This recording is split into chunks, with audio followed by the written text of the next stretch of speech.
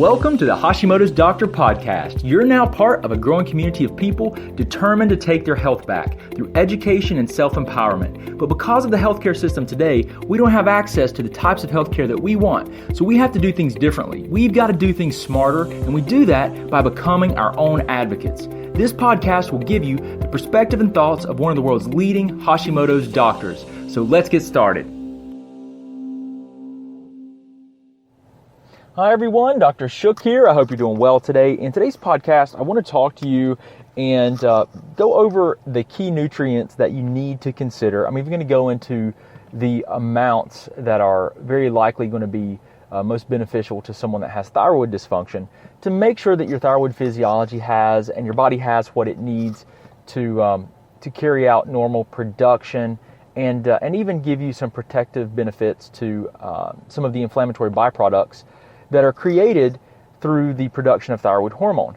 So I know we've talked about this some, but I wanted to do a podcast where we just talked very specifically about the quantities of these hormones, or I should say of these vitamins and minerals that I think that you should have in your diet to ensure that you have much less of a chance of having a nutrient deficiency. Now, one caveat here is that if you have problems with stomach acidity or absorption, GI tract dysfunction, then these levels, what I'm going to share with you, the amounts of these vitamins and minerals, they may not be sufficient for you, right? You might need a higher dose, or you need to fix the gut issue, but it can affect absorption. So this is why it's still, even when I give you these relative amounts, it's still important to consider that everyone needs to fix underlying problems that are causing them problems with their health.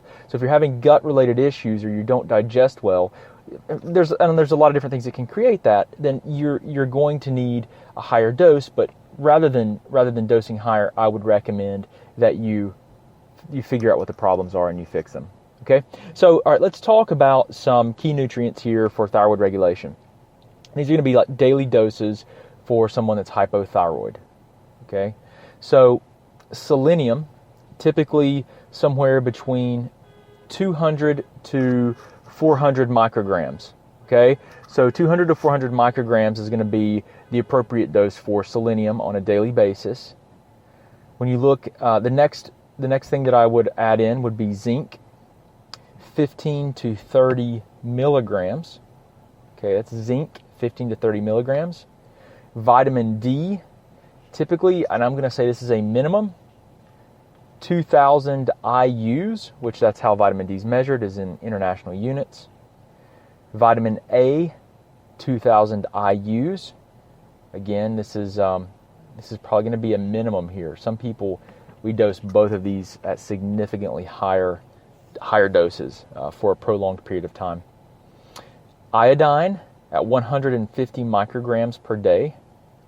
Okay, now absolutely I do not recommend iodine without adequate selenium and antioxidants, because recall that iodine is essential for thyroid hormone production, and we often do see that there's an increase in T4 output if iodine's low and you supplement with it.